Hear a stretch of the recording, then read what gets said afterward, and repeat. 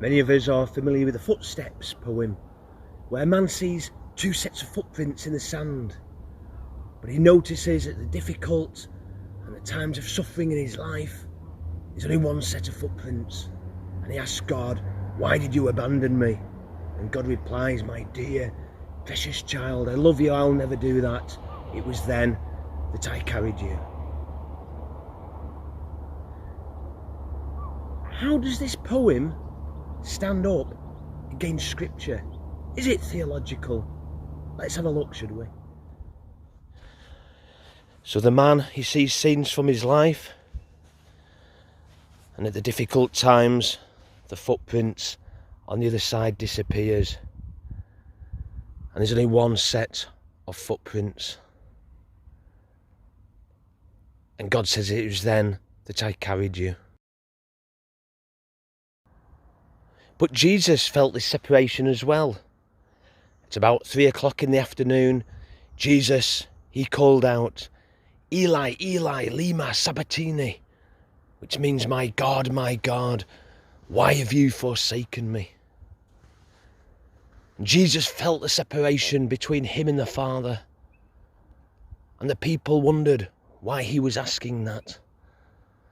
It was because he was carrying the sins of the world on his shoulders. Because God hates sin so much, because it separates us from him, he had to look away from his only son. But when we wonder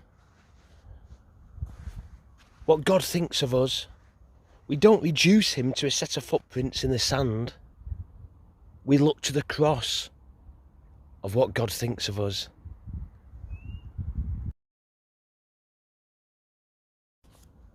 But still, how does the Footprints poem stand up with Scripture?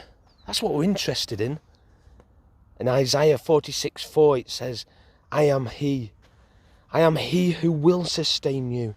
I have made you and I will carry you. I will sustain you and I will rescue you."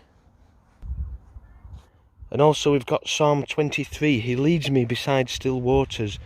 He restores my soul. He leads me along paths of righteousness for his name's sake. Even though I walk through the darkest valley, I will fear no evil, for you are with me.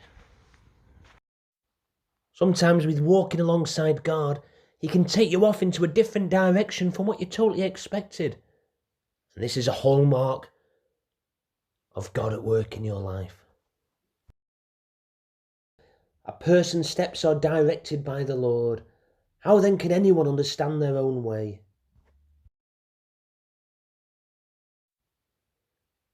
Or you may experience God coming right up to you, close. You feel like you could reach out and touch him. If that's the case, invite him into your life and into your heart. Sometimes life goes off in a direction which we don't expect.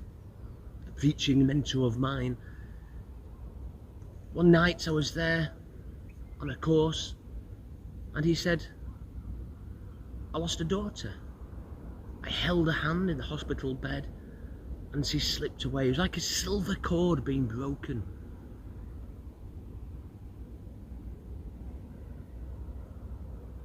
He didn't cry. I think he'd cried his tears out. And life isn't a game. The Christian faith isn't a game. And sometimes you need God in your life. At times like that. When you experience that silver cord being broken, and it's part of life. But you're going to need God in your life.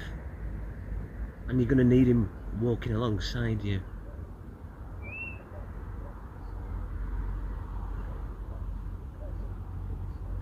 God bless you. The Lord, he loves you. He does, he really does, you know that. Have a great day.